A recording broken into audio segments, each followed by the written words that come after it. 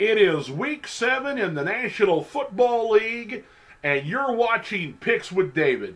Hey, thanks for joining me, and man, have we got a great weekend of games coming up, and we're going to spotlight the best games of the weekend in this video. I've got 5 picks for you. Don't forget to like and subscribe right here on YouTube so you don't miss any of my picks as we go through the NFL season. Let's get started with our first matchup here in week number 7. Our first big matchup is the 5-1 Detroit Lions visiting the 4-2 Baltimore Ravens. In all honesty, both these teams have been the darlings of the offseason this year. Detroit has been in position since the very beginning when they showcased them on the Thursday night opener against the Kansas City Chiefs. The Detroit Lions are 13-3 in their last 16 games. They've started the season 5-1. Their lone loss to a playoff caliber Seattle Seahawks at home in Detroit. Baltimore had a big offseason with the re-signing of Lamar Jackson. They brought in Odell Beckham Jr. They re-signed Roquan Smith, who they traded for last year defensively from Chicago. And both these teams have aspirations of making it to the Super Bowl. Now, Detroit has a high-powered offense. Baltimore has the good defense. But Detroit's defense is much improved this year, and they have been dominating teams on that side of the ball. Baltimore is still searching to smooth out that offense. Lamar Jackson is still not finding his receivers deep down the field.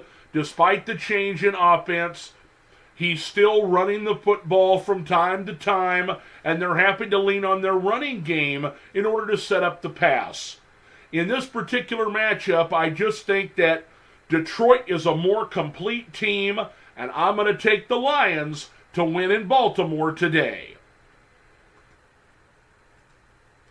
Game number 2 is the Los Angeles Chargers at the Kansas City Chiefs. Kansas City is undefeated since their opening day loss against the Detroit Lions on the Thursday night opener.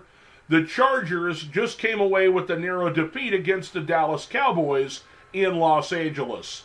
These two teams in the division know each other so well, and the Chargers are the only team that really gives the Chiefs problems in their division. Now, the Chargers have a new offensive coordinator in Kellen Moore, and they are trying to improve their defense, which has a lot of playmakers on it. We've seen Khalil Mack with a 6-sack game. If Joey Bosa can just stay healthy, that two players right there really form a great pass rushing duo.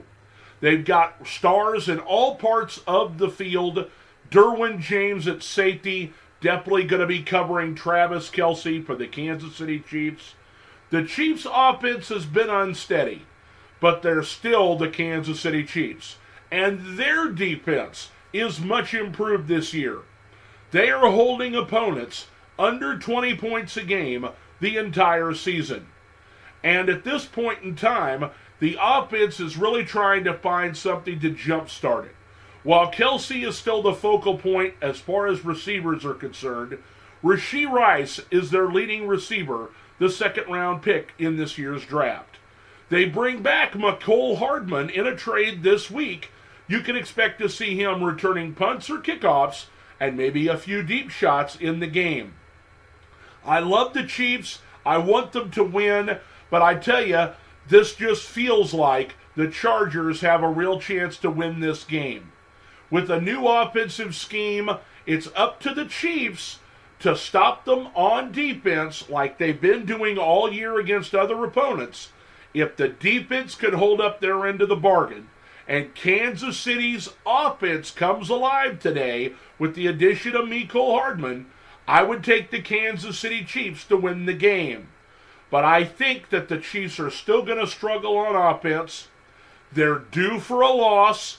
They usually end up playing the Chargers extremely tight. And so, against my better judgment, I'm going to take the Chargers to win today in Kansas City. The Pittsburgh Steelers against the Los Angeles Rams. And what a matchup I think this is going to be. The Steelers are coming off of a bye week, and so maybe they've ironed some things out on offense. Their defense has played strong nearly all year, with the exception of a game against the Houston Texans, the upstarts from down south. The Rams are starting to form themselves back into looking like the kind of Super Bowl team that they were just a couple years ago. They've got Cooper Kupp back from injury, and Puka Kanua, the rookie wide receiver, teaming with him is a formidable tandem for Matt Stafford and the Rams in L.A. While I think the defense should have no problems holding back the Steelers' offense, which has sputtered here and there, I expect the Rams' offense to do all right against the Steelers' defense, and unless the Steelers' defense wins this game, the Los Angeles Rams are going to come out with the victory today in L.A. Sunday Night Football, it is the Miami Dolphins against the Philadelphia Eagles, a battle of 5-1 teams. And I tell you, the Dolphins' offense has been explosive this year. They put up 70 points against the Denver Broncos. They gave up a 14-0 lead last week against lowly Carolina, which concerns me, but managed to come back and win the game 42-21. Now the Eagles are coming off of a kind of surprising loss to the New York Jets, a team with a formidable defense and an offense that, while it sputters from time to time, made a play here and there enough to vanquish the previously unbeaten Eagles. Now, because the Eagles are coming off of a loss, I'm sure they prepared extra hard for this game. The Dolphins have not played against a formidable defense this year, with the exception of the Buffalo Bills, the one team that they lost to. So I think that spies right here that the Eagles are playing at home. They're coming off of a loss. This is a battle between two teams. Once again, Super Bowl aspirations for both of these teams. Is the secondary of the Eagles capable of slowing down Tyreek Hill and Jalen Waddle? If they are, we know that front seven, which is dynamic and filled with playmakers, can probably hold back the run of Raheem Mostert and company. I like the Philadelphia Eagles to take out the Miami Dolphins on Sunday Night Football. Monday Night Football, we've got the 5-1 San Francisco 49ers taking on the Minnesota Vikings. The Vikings have lost several close games so far this year, unlike last year when in all one-score games they managed to get victories. There's been way too many turnovers for the Minnesota Vikings, and while I think their offense can be dynamic, I don't appreciate their running game right now. I just feel like they don't have the right players in place, and they're not executing well enough to set up the play-action pass and really open up the offense. The Vikings are getting by without Justin Jefferson right now, who's on IR with a knee injury. They've got Jordan Addison, the rookie first-round pick this year out of USC, teaming him with KJ Osborne. They do get by. TJ Hawkinson at tight end. But once again, I'm not thrilled with the running game of Alexander Madison. A newly acquired Cam Akers has been with the team for a few weeks now, but he hasn't taken over the starting spot like I think he should. The defense has improved from last year, but you got the 49ers coming to town. They are sore and upset over their loss to the Cleveland Browns, who have an unbelievable defense. The number one team in defense in the NFL this year so far. Now, they're probably going to be the walking wounded. Deebo Samuel was injured in the game. Christian McCaffrey was injured in the game. Probably not going to see either one of those players. That just means it's a next man up mentality.